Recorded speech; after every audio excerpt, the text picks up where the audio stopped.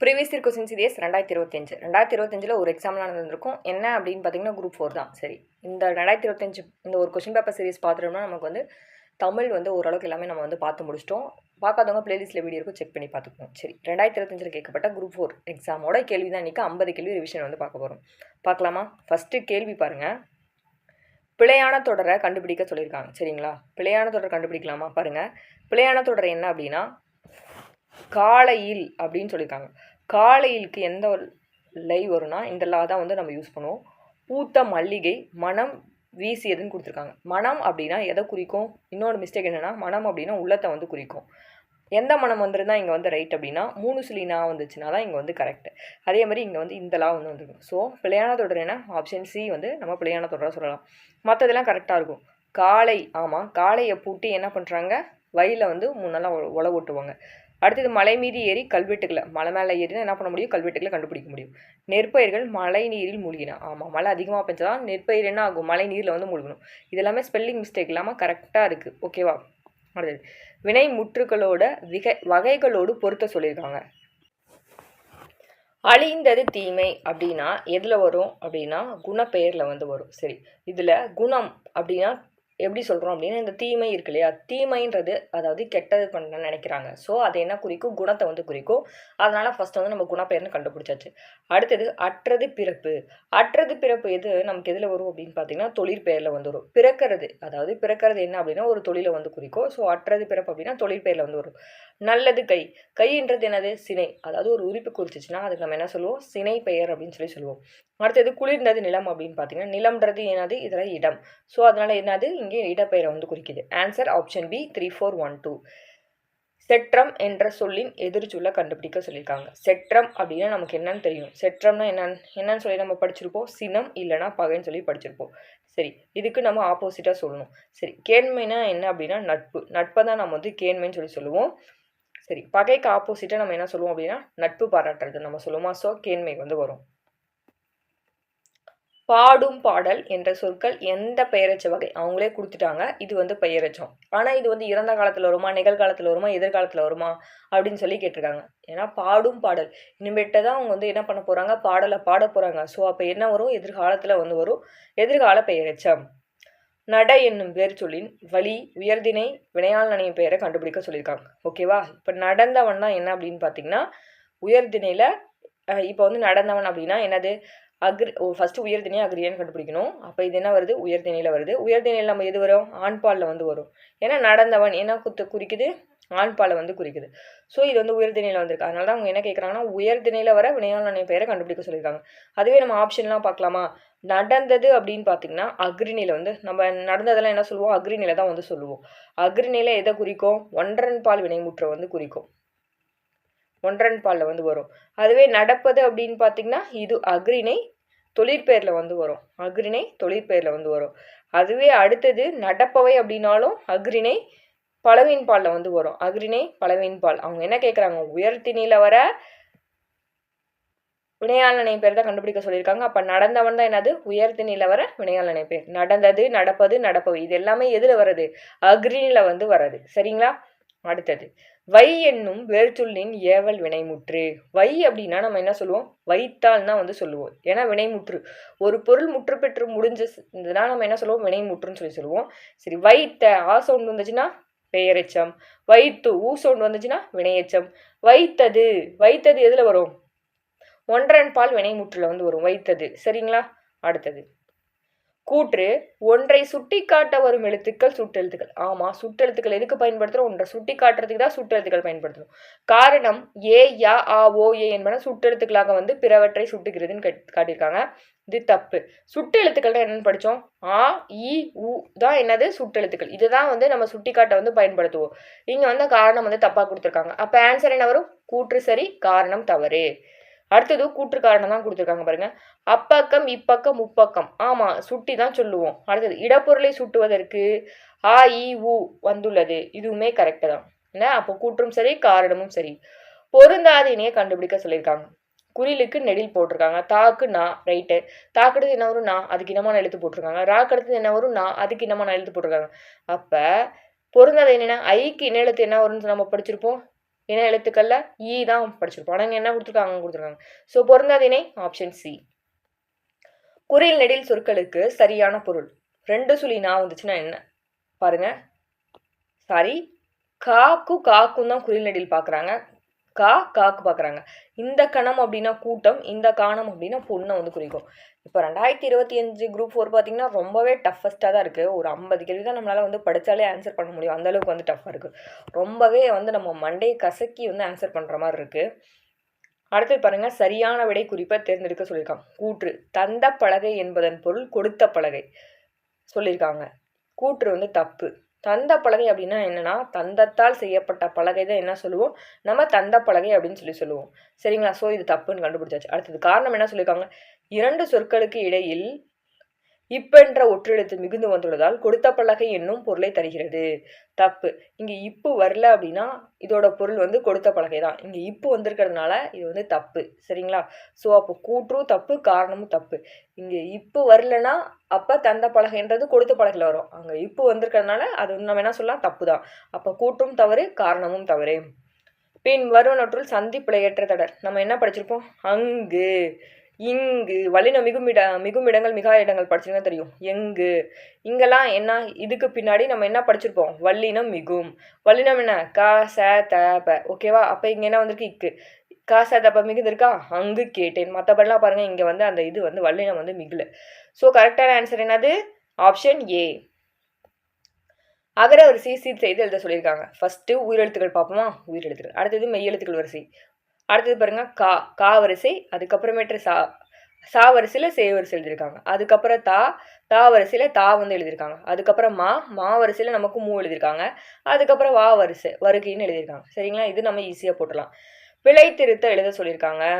என்னென்ன, கூற்று ஒரு அணில் மரத்தில் ஏறியது. சரி, நம்ம ஒரு ரூல்ஸ் நம்ம வந்து பயன்படுத்தோம் இல்லையா.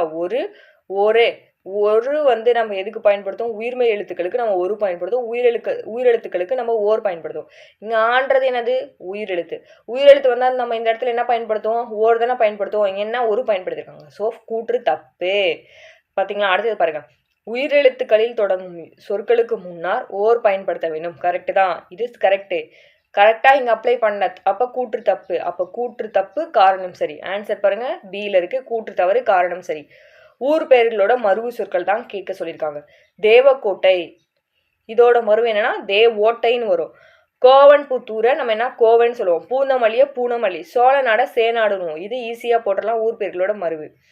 இரு பொருள் தருக. தாரணி நம்ம படித்தது தான், பூமி உலகம். ப்ரீவியஸ் கொஸ்டின் படித்தாலே இந்த கேள்விக்கு நம்ம விடையளிச்சிடலாம். ஒரு பொருட்பன்மொழியில் மீமிசை ஞாயிறு என்னும் சொல் உணர்த்தும் பொருள் என்ன. மீனா என்னன்னு படிச்சிருப்போம், மேலே. அதே மிசைனாலும் நம்ம என்ன படிச்சிருப்போம், மேலேன்னு தான் படிச்சிருப்போம்.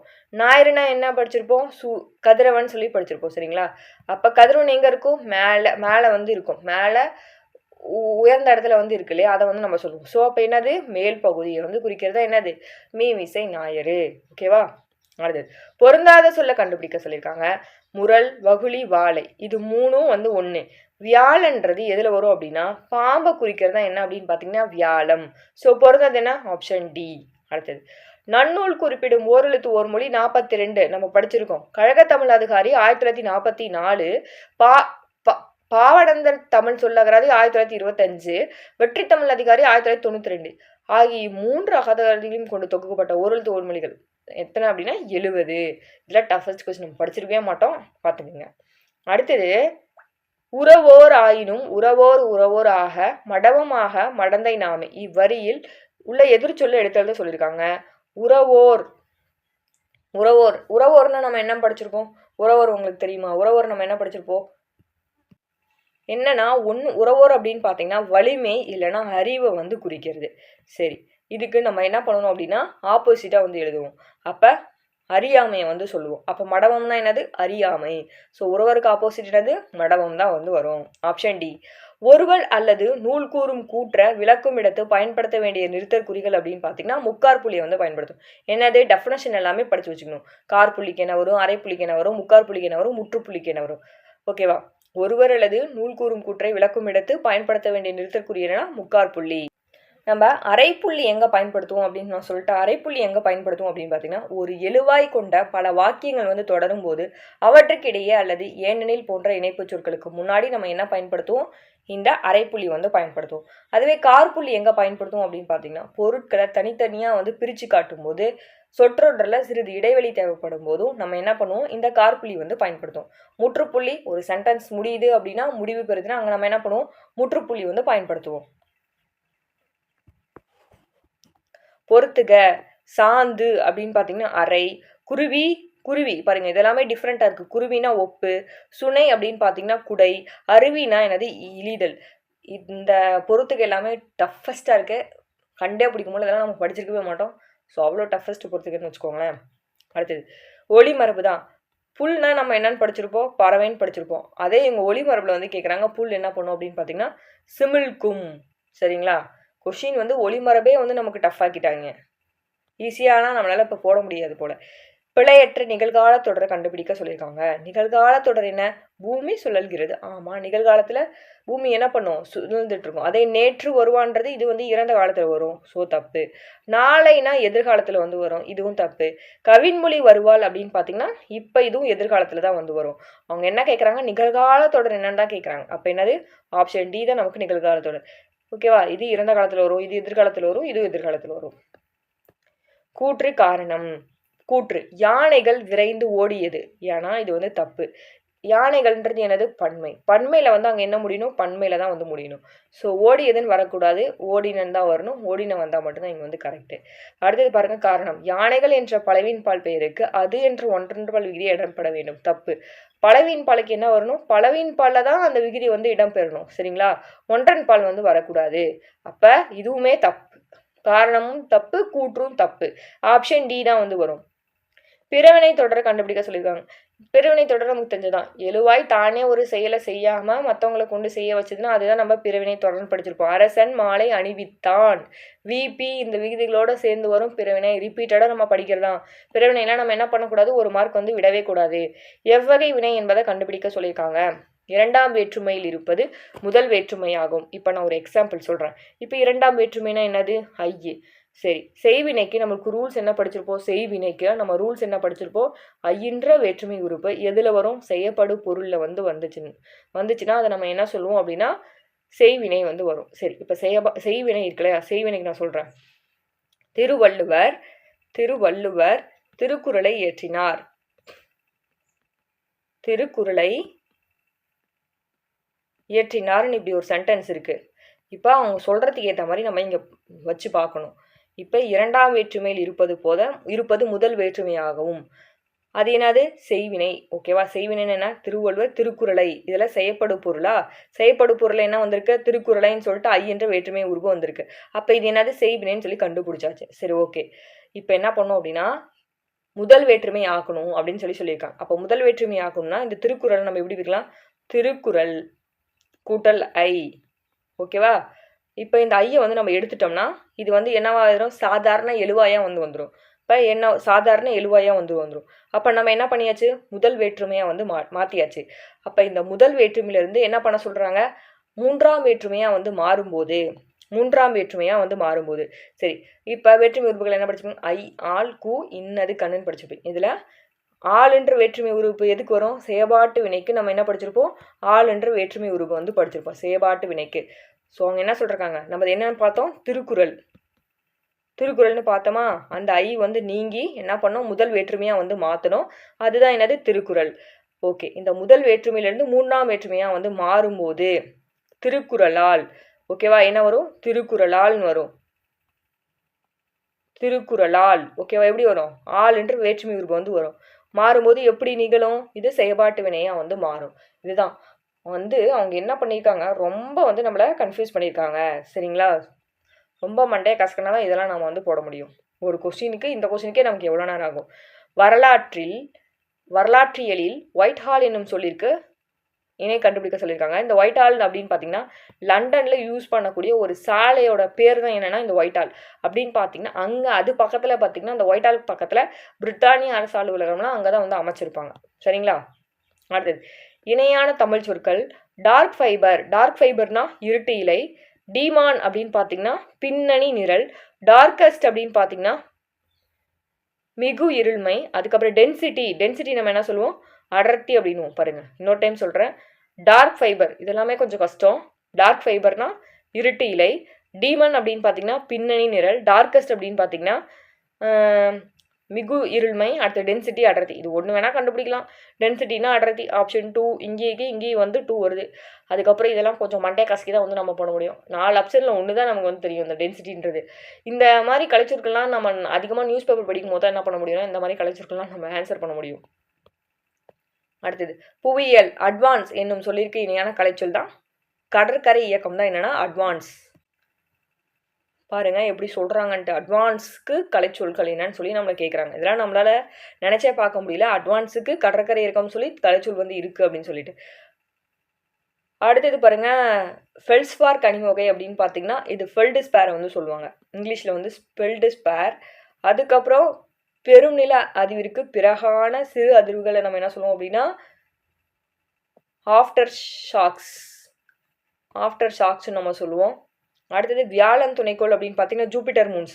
வியாழன் நம்ம என்ன சொல்லுவோம், ஜூபிட்டர் மூன்ஸ்ன்னு சொல்லி சொல்லுவோம். துணைக்கோள்கள் அப்படின்னா சேட்டிலைட்டு. பொறுத்துக. ப்ரீ சென்சார்ஷிப் அப்படின்னா முன் தணிக்கை. பொசிஷன் அப்படின்னு பார்த்தீங்கன்னா உடைமை. ப்ரிஸ்கிரிப்ஷன் அப்படின்னு பார்த்தீங்கன்னா நீடனுபோகம். நம்ம ப்ரிஸ்கிரிப்ஷன் டாக்டர்கிட்ட ப்ரிஸ்கிரிப்ஷன் எழுதி வாங்கிட்டுவான்னு சொல்லி சொல்கிறோம் இல்லையா, அதுக்கெலாம் நமக்கு என்னன்னே தெரியாமல் இருக்கும் பாருங்கள். நீடனுபோகம். ப்ரீமியம் அப்படின்னு பார்த்தீங்கன்னா முனைமம். ஓகேங்களா, ப்ரீமியம் வேணால் கொஞ்சம் போடலாம். ப்ரீமியம் தெரிஞ்சிருந்துச்சுன்னா இந்த ஆப்ஷன் வந்து நம்ம மேட்ச் பண்ணிக்கலாம். ஏன்னா கடைசியில் 3 மட்டும் தான் வருது. ஸோ 3 இதுவாக தான் இந்த ஆப்ஷனாக தான் இருக்குன்னு சொல்லிட்டு எப்படியாச்சும் ஒன்றாச்சும் கண்டுபிடிக்கிற மாதிரி நமக்கு தெரியும். அந்த ஒன்றை வச்சு மற்ற 3ஐயும் நம்ம மண்டே கசக்கி என்ன பண்ணணும்னா கெஸ் பண்ணி போட வேண்டியதாக இருக்குது. கலைச்சொல்லுக்கு நேரான தமிழ் சொல் தான் வெட்ரன். வீட்ரன் அப்படின்னு பார்த்தீங்கன்னா என்னது, திறனாளர் தான். இந்த தான் நம்ம படித்ததே இல்லை, எப்படி வாயில நுழையவே மாட்டேங்குது அந்த மாதிரி கலைச்சொற்கள் வந்து கொடுத்துருக்காங்க. சோம்பல் உடையவர். அதுக்கப்புறம் காலம் கடத்துபவர் அப்படின்னு பார்த்தீங்கன்னா லேசியாக இருக்காங்க இல்லையா, அவங்களாம் நம்ம என்ன சொல்லுவோம், காலம் கடத்துபவர் அப்படின்னு சொல்லுவோம். இல்லை அப்படின்னா என்ன சொல்லுவோம்னா, கரெக்டாக சொன்னோம்னா இங்கிலீஷில் ப்ரோக்ராஸ்டினேட்டர். இதை வந்து நம்ம காலம் கடத்துபவர்னு சொல்லுவோம். சோம்பல்னு வந்து என்ன சொல்லுவோம்னா லேசியாக இருக்கவங்களை வந்து நம்ம சோம்பல் பர்சன் சொல்லி சொல்லுவோம். ஓகேவா. முன்கோபி அப்படின்னு பார்த்தீங்கன்னா ஷார்ட் டெம்பரை வந்து நம்ம சொல்லுவோம். முன்கோபினா யார், ஷார்ட் டெம்பர் பர்சனை நம்ம முன்கோபி அப்படின்னு சொல்லுவோம். Short temper person. அடுத்தது கலைச்சொல்லுக்கு இணையான தமிழ் சொல் தான் கிளாசியர் அப்படின்னா பனியாறு. கிளாசியர்னு என்னது, பனியாறு. இந்த செவுள் அப்படின்னு பார்த்தீங்கன்னா மீனோட உறுப்பை தான் நம்ம என்ன சொல்லுவோம் அப்படின்னா இந்த செவுள் அப்படின்னு சொல்லியிருப்போம். மீனோட சுவாச உறுப்பை நம்ம என்ன சொல்லுவோம், செவுளுக்கு இங்கிலீஷில் என்ன அப்படின்னு பார்த்தீங்கன்னா கில்லுன்னு வரும். ஓகேவா. அடுத்தது தனி மரம் காடாகாதல் இந்த பழமொழி உணர்த்தும் பெயர் என்ன அப்படின்னு பார்த்தீங்கன்னா தனி மரமாக இருந்து எதையும் சாதிக்க முடியாது. ஸோ ஒற்றுமையோட ஃப்ரெண்ட்ஸோட சேர்ந்தா தான் வந்து சாதிக்க முடியும் அப்படின்னு சொல்லியிருக்காங்க. ஸோ அப்போ என்ன பண்ணலாம், பகையை நீக்குதல். அளக்கொண்ட எல்லாம் அளப்போம் இழப்பினும் பிறப்பைக்கும் நற்பாளவை. இக்குறள் உணர்த்தும் பழமொழி என்னன்னா ஊரார் உடைமைக்கு பேயாய் பரவாதே. திருக்குறள் படித்தா தான் என்ன பண்ண முடியும், இதுக்கெல்லாம் நம்ம வந்து போட முடியும். மரபு தொடருக்கு ஏற்ற பொருள் தான் அடரடி படரடி, பெருங்குழப்பம், அகட விகடம், தந்திரம், ஈரொட்டு, உறுதியின்மை, கைகூடுதல், சித்தி அடைதல். ரொம்ப டஃப்பு. Option B 4 3 2 1. மரபு தொடர பொறுத்த சொல்லியிருக்காங்க. இது வந்து ஈஸி தான். காட்டில் சிங்கம் என்ன பண்ணும், முழமும், யானை என்ன பண்ணும் அப்படின்னு பார்த்தீங்கன்னா பிளிரும். இது நம்ம படிக்கிறது தான். இது வந்து நம்ம ஈஸியாக போட்டிருக்கலாம். அடுத்தது ஊமையால் விளக்க பெறும் பொருத்தமான பொருள். பாருங்கள் இதுலையுமே கொஞ்சம் டஃப்பாக தான் இருக்குது. அலை ஓய்ந்த கடல் போட அப்படின்னா அமைதி. ஆமாம், கடல் அலை ஓஞ்சு முடிச்சிச்சுன்னு எப்படி இருக்கும், அமைதியாக இருக்கும். இது வேணால் போடலாம். அடியற்ற மரம் போல வீழ்தல். ஆமாம், அடிமரத்தை வெட்டிட்டா நம்ம என்ன ஆகும், வீழ்ந்துடும். மத்தில் அகப்பட்ட தயிர் போல அப்படின்னு பார்த்தீங்கன்னா மனம் வந்து உடைதல். புயலில் சிக்கிய பூங்குடி போல அப்படின்னா புயலில் போய் சிக்கிட்டு நம்ம உடம்புலாம் என்ன ஆகும், நடுங்கும். அதுதான். அப்போ ஆப்ஷன் ஏ 3 4 2 1. இது கூட கொஞ்சம் படித்து பார்த்தாலே நம்ம வந்து போட்டுடலாம். உகிர் சுற்றின் மேல் உலக்கை விழுந்தார் போல. இத்துடரில் உகிர் சுற்றி என்பது என்ன அப்படின்னா நகத்தை வந்து குறிக்குது, நகைச்சுற்றை வந்து குறிக்குது. பொறுத்துக. கால் புக் அப்படின்னு பார்த்தீங்கன்னா கால் புக்குன்னா நம்ம என்ன சொல்லுவோம், மறு கவனிப்பு பதிவேடு தான் கால் புக்கு தமிழில். ரெக்கார்ட் இஷ்யூ ரெஜிஸ்டர் அப்படின்னா பதிவேடு. ரெக்கார்ட்னா ஒன்று படிச்சிருப்போம், பதிவேடு. அப்போ ஈஸியாக போட்டுடலாம். பதிவேடு வழங்கும் குறிப்பேடு.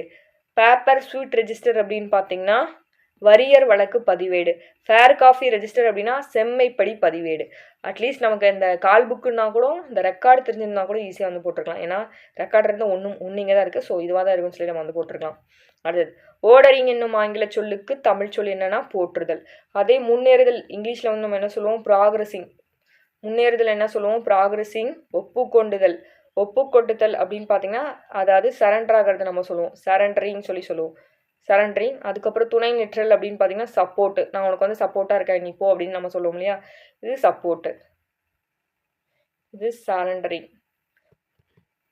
ஒப்பு கொடுத்தல்னா சரண்டரிங்ஸ். தோழன் என்று பொருள் தரும் காம்ரேட் என்ற சொல் எம்மொழியிலிருந்து பெறப்பட்டதுன்னா பிரெஞ்சு மொழி.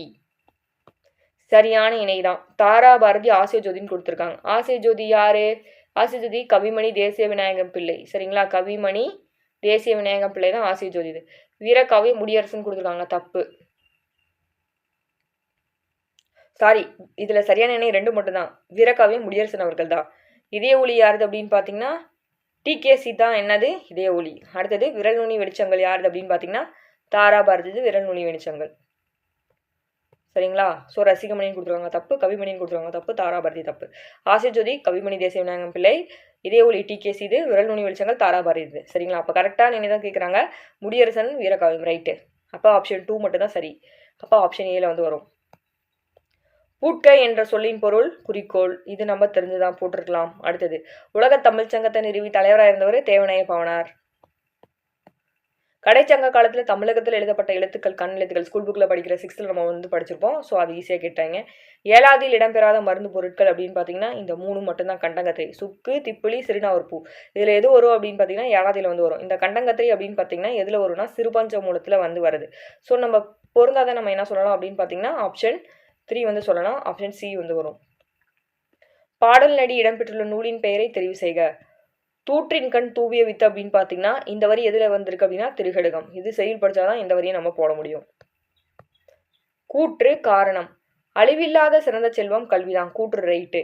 காரணம் ஒருவருக்கு அதனை விட சிறந்த செல்வம் வேறு உண்டுன்னு சொல்லியிருக்காங்க. கல்வியை விட சிறந்த செல்வம் வேற ஏதாவது இருக்கா? கிடையாது. ஆனால் இங்கே உண்டுன்னு கொடுத்துருக்காங்க. ஸோ காரணம் தப்பு. அப்போ என்ன வரும்? கூற்று சரி, காரணம் வந்து தவறு. சரியான தொடரை தேர்வு செய்து கீழ்காணும் தொடரை நிறைவு செய்து சொல்லியிருக்காங்க. தாம் கற்றதை கற்றவன் முன் தெளிவாக சொல்ல வல்லவர். என்ன வரும் அப்படின்னு பார்த்தீங்கன்னா இது வந்து ஒரு திருக்குறள். இந்த திருக்குறளுக்கு மீனிங் என்ன அப்படின்னு கேட்குறாங்க. கற்றவருள் மிகவும் கற்றவராக மதிக்கப்படுவர் தான் என்ன அப்படின்னு பார்த்தீங்கன்னா இந்த திருக்குறளுக்கான இது என்ன அப்படின்னா தான் வந்து கற்றுக்கிட்டதை கற்றவர்கள் அவையில் அவங்களோட மனசில் வந்து பதியும்படி தெளிவாக சொன்ன ஆற்றல் பெற்றவங்க தான் கற்றவர்கள். ஓகேவா. ஸோ ஆன்சர் ஆப்ஷன் ஏ, கற்றவருள் மிகவும் கற்றவராக மதிக்கப்படுவார். இன்னைக்கான 50 கேள்விகள் பார்த்தோம். ரொம்பவே பயனுள்ளதாக நினைக்கிறேன். இந்த மாதிரி குரூப் 4 2025 ரொம்ப டஃபஸ்ட் கொஸ்டின் வரைக்கும் நம்ம பார்த்ததே இல்லை. இந்த வீடியோ ரொம்பவே பயனுள்ளதாக இருக்குன்னு நினைக்கிறேன். தேங்க்யூ, தேங்க்ஸ் ஃபார் வாட்சிங்.